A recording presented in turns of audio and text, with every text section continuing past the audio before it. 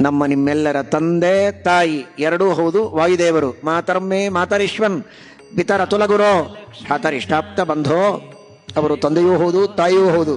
ಹೀಗಾಗಿ ಹನುಮಂತ ದೇವರ ನಿಂತ ಭಂಗಿಯಲ್ಲಿ ಎರಡೂ ಇರುತ್ತೆ. ಅವರು ಸೌಗಂಧಿಕ ಪುಷ್ಪವನ್ನು ಹಿಡಿದಿರ್ತಾರೆ, ಕೈಯನ್ನು ಎತ್ತಿರ್ತಾರೆ.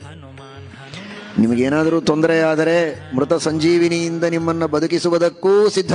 ಗಂಧಮಾದನ ಪರ್ವತವನ್ನೇ ಎತ್ತಿ ಸಂಜೀವಿನಿ ಮೊದಲಾದ ಔಷಧಿಗಳನ್ನು ತಂದು ಬಿದ್ದವರನ್ನ ಎತ್ತುವುದಕ್ಕೂ ನಿಂತಿದ್ದಾರೆ, ಪರ್ವತ ಧಾರಣ ಮಾಡಿ ಅಲ್ವಾ. ಹೇಗೆ ಬದುಕಬೇಕು ದೇವರ ಎದುರಿನಲ್ಲಿ ವಿನೀತನಾಗಿ ಅಂತ ಕೈ ಜೋಡಿಸಿದ ಹನುಮಪ್ಪನೂ ಇದ್ದಾನೆ. ಹೀಗೆ ದೇವರಲ್ಲಿ ನೀವು ಭಕ್ತಿಯನ್ನು ಮಾಡಿ ಅಂತ ತೋರಿಸುವುದಕ್ಕೆ.